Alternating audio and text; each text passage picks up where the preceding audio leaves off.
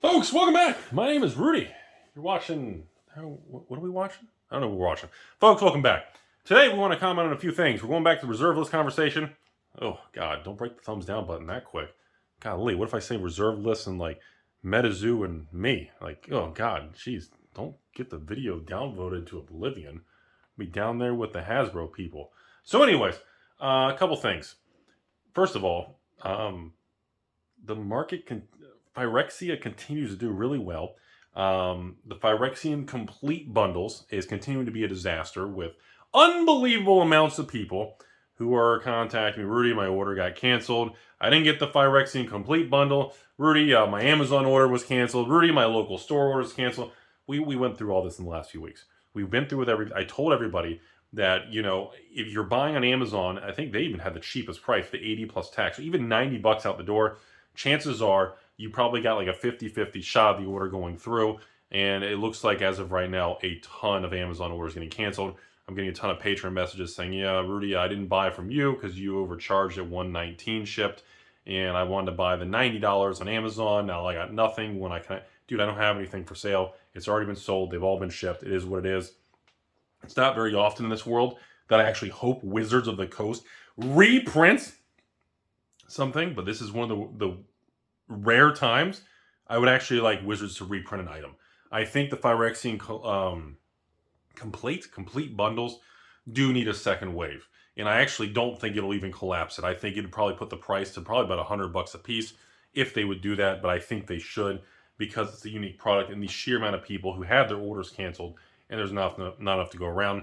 And I actually still think long term, I don't think it'd make much difference. It's like a Pokemon Roaring Sky situation where they reprint the set, 9 months later, and yeah, it tanked it, and then it just came right back anyways within a couple of years. So I think it's a similar thing. Anyways, and just so you know, obviously patrons and people out there, I appreciate all the kind support, and even those who are not patrons, you guys just comment below, I appreciate it. As of today, or the filming of this video, should be going live today.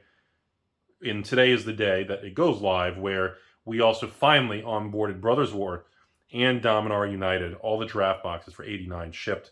That is officially green light and good to go, and that is now available to the patrons moving forward for probably months.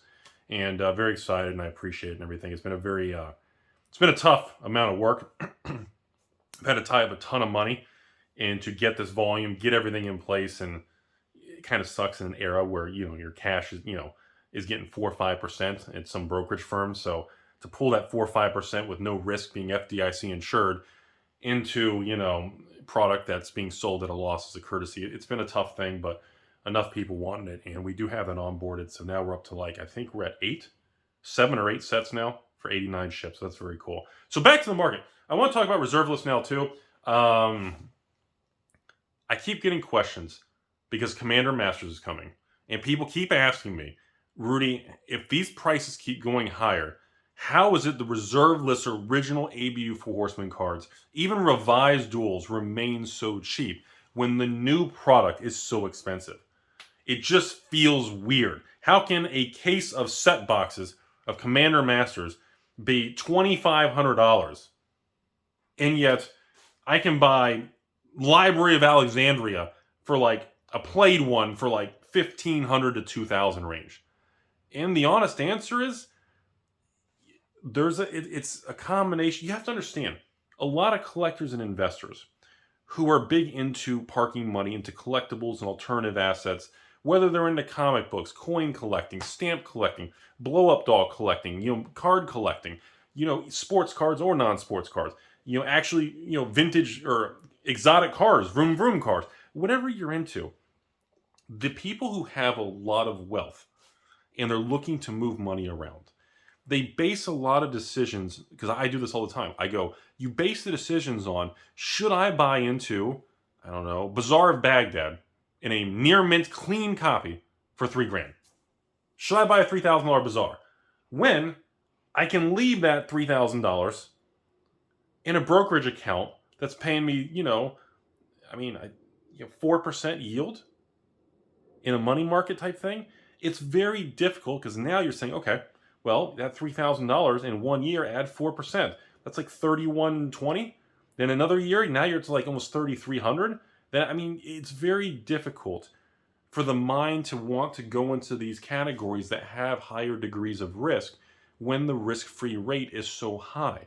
And now we've had comments from the Federal Reserve in the last 3 to 5 days about now, yes, inflation has come off its highs, but inflation is still elevated higher than where it should be. Sure, it's not 9% annual inflation, but we're still like 5% inflation.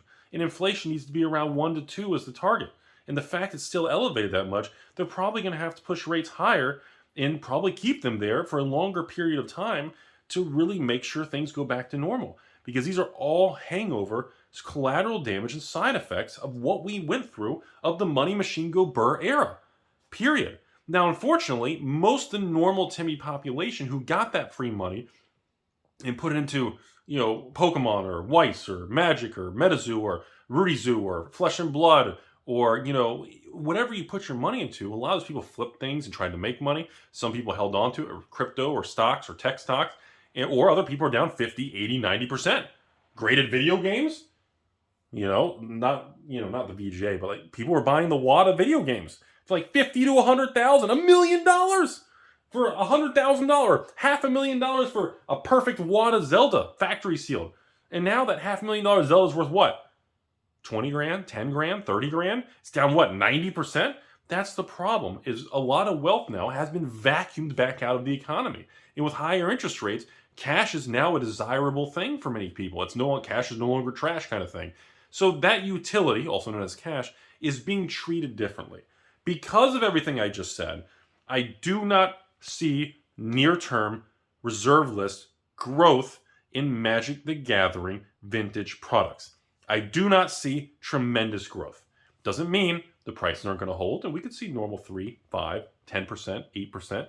I could see a $3,000 bazaar this time next year averaging $3,200. I could see normal, calm things. That's very real. That's very possible.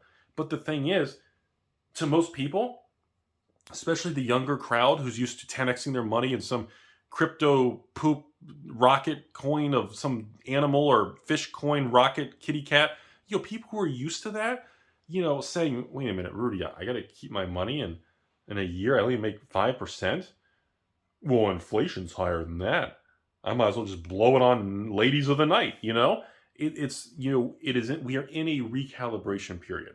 And this is very normal after you go through these crazy binging, money printing, helicoptering free money all over the country by the government. This is normal. But it feels bad because we aren't used to it. We're coming off a hangover. That's all we're doing. We're coming off party mode. Why'd you stop? That's what we're all coming off party mode, and we're all hungover, going, well, this feels like crap. But as we progress through, I believe 2023 is the turning point. Last year was a flush out, man. It was a flush out. I lost a ton of patrons. I lost a ton of commenters and messages of people just saying, Rudy, love you, bro, but I ain't touching this world anymore. I'm out. Hasbro can screw themselves. I'm out. Rudy, I'm going to watch your videos, but I saw tons of that. And that is very normal. It's very normal to be angry at Hasbro Wizards. You can't blame everybody. It's very normal to be angry at me. It's very normal to be angry at other content creators, LGSs. That is a normal reaction to when a market is in a bear market. The emotions and anger are going to flow. So back to the reserve list point. I don't see tremendous movement. But I'm telling you all, we will make it through it. And things are going to turn. And all of a sudden, you're going to start seeing buyout videos happening again on this channel. I'm going to report on it and say, hey, well, all of a sudden, look what's happening. We're going to start seeing market moves, and these things will start up again sometime in the future. I don't know if it's 6 months. I don't know if it's 6 years. I don't know if it's when Rudy turns 69 years old. It's going to take time. In my opinion, I would expect 1 to 2 years. I think this year is going to be a calm, steady move through it, which seems to be, so far, we've got Dominar Remastered, new Phyrexian set, and so far, the reserve list has been stable. Buy list on the old revised dual lands have upticked about 10-20% off their lows. Everything is that nice, calm, wanting to move past Magic 30. But for most people, and especially younger people who want these dramatic, extreme risk swings and returns, you're going to be disappointed. That's just not what's happening. So that's where I think we are, okay? And yes, I still maintain a firm Rudy belief that the reserve list cards, the ABU Four Horsemen, are still a very special, iconic piece of Magic history of the card world, the first CCG, the first revolutionary thing. There will never be a substitute for ABU Four Horsemen. I don't care if Flesh and Blood is monstrous in 20 years and buys out Hasbro. Please do that. That would be amazing. And we don't know. I don't care what happens. I don't care if Pokemon and MetaZoo merge. I don't care if Weiss comes to the US and takes over all of us. It doesn't matter. At the end of the day, there is no substitute for who or what was first to market. And that was 1993, 1994, MTG, old school, vintage, whatever terminology you want to use.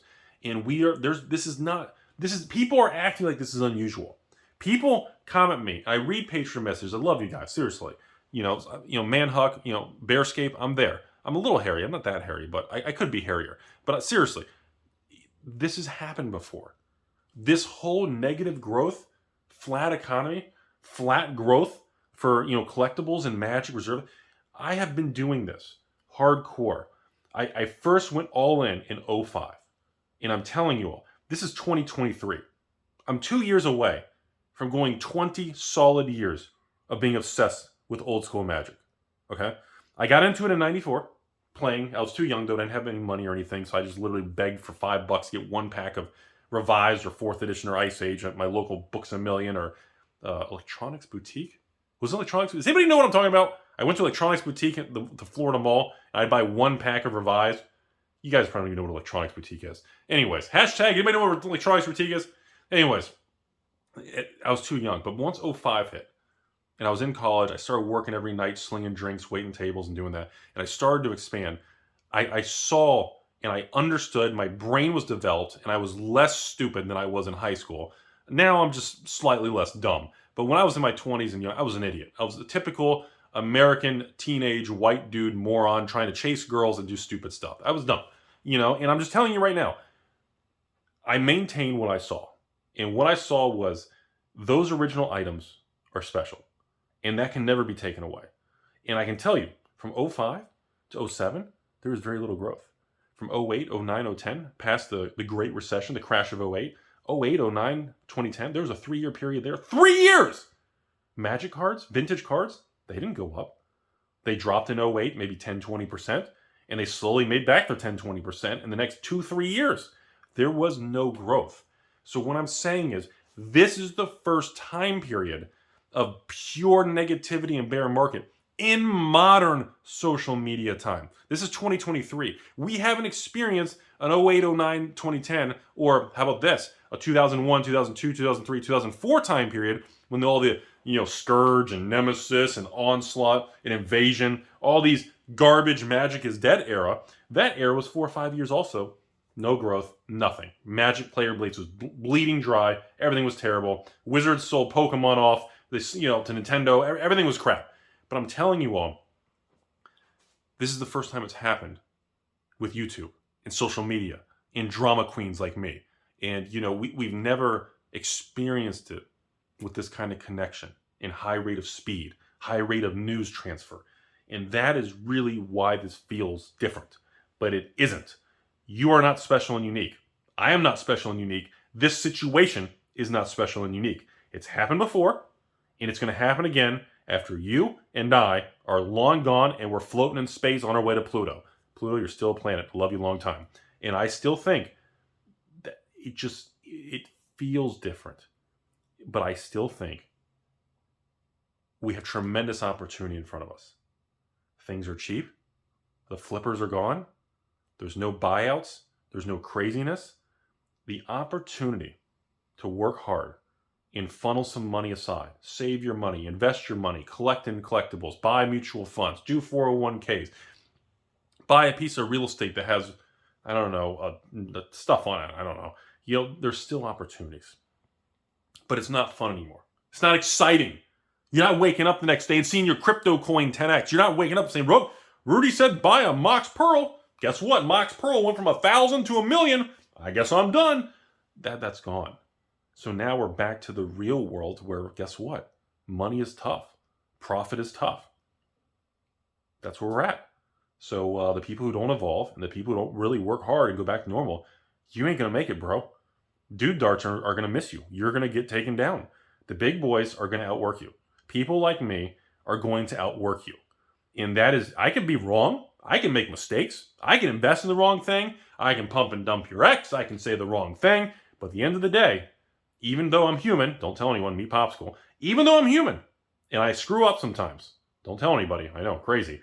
And the goal of Alpha Investments, here it comes. Sit down, buckle up, Buttercup. The goal of Alpha Investments is to make money and to work hard.